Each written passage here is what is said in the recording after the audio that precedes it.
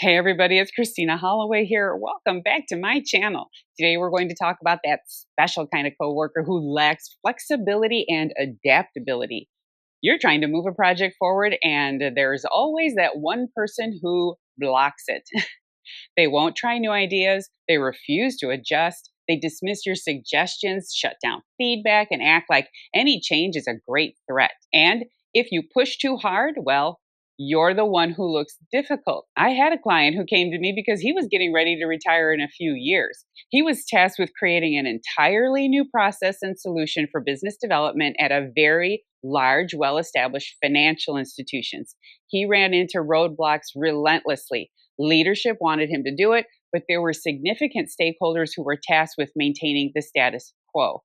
It's frustrating and it really gets you questioning why you've even agreed to do anything innovative in the first place. Today, I'll show you how to deal with coworkers who have a fixed mindset without losing momentum or getting dragged into a power struggle. All right. So let's get started. Number one, what a fixed mindset looks like at work. Just to be clear, a fixed mindset isn't about being mean. It's about being unmovable. These are the colleagues who say, we've always done it this way. They push back on anything new, even when it's better.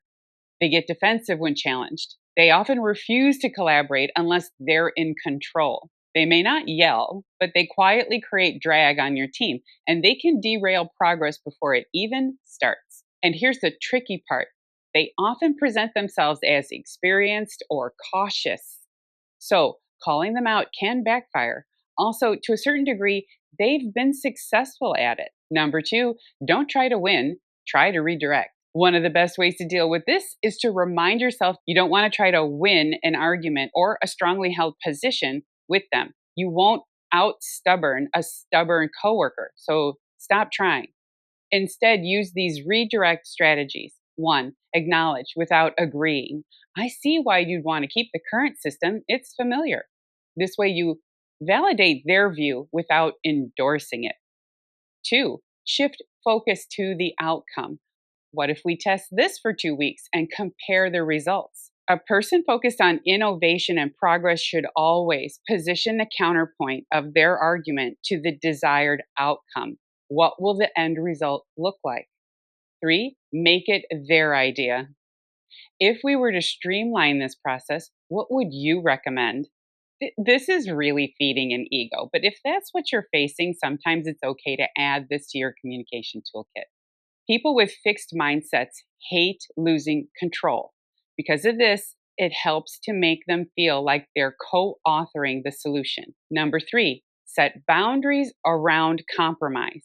Here's what I see with clients. You give a little, hoping it'll build goodwill, but then they take a lot.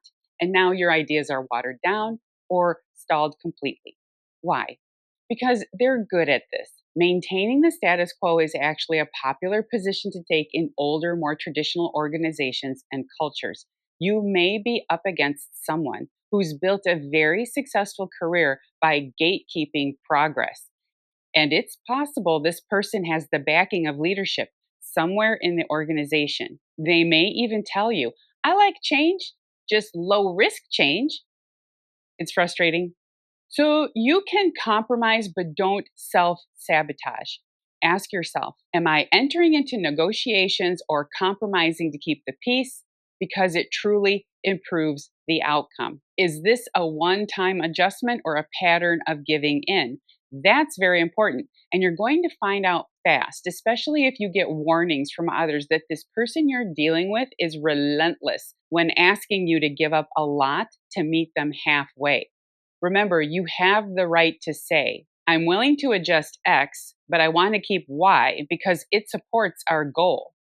Good leadership is about knowing where to flex and where to stand firm. Number four, know when to escalate. If this person is consistently blocking progress or undermining your work, you may need to escalate.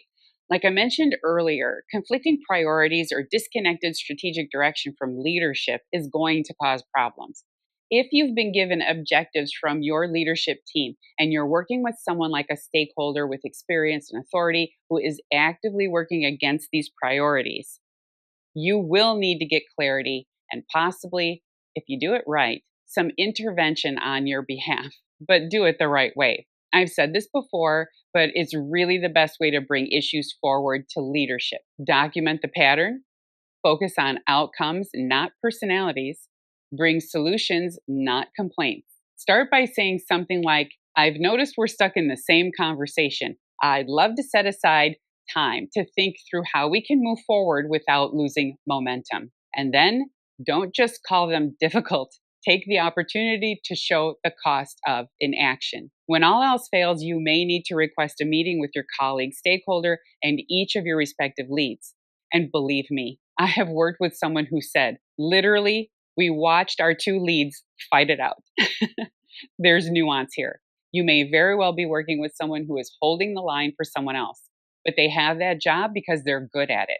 Pay attention to how this progresses and don't be afraid to be the voice of reason up and down the chain of command. Have a cool head. Don't take it personally. Continue to lean into professionalism, integrity, and innovation. At the end of the day, know who you are and why you're there. I have done this. I have led projects and made sure everyone knew why I was there, and I've been clear. No one has ever hired me to maintain the status quo. I am here for innovation, and I have the backing of leadership when finalizing my management plan. Tell them early why you're there and what they can expect from you. Communicate often. Difficult coworkers don't always shout or sabotage. Sometimes they just refuse to grow.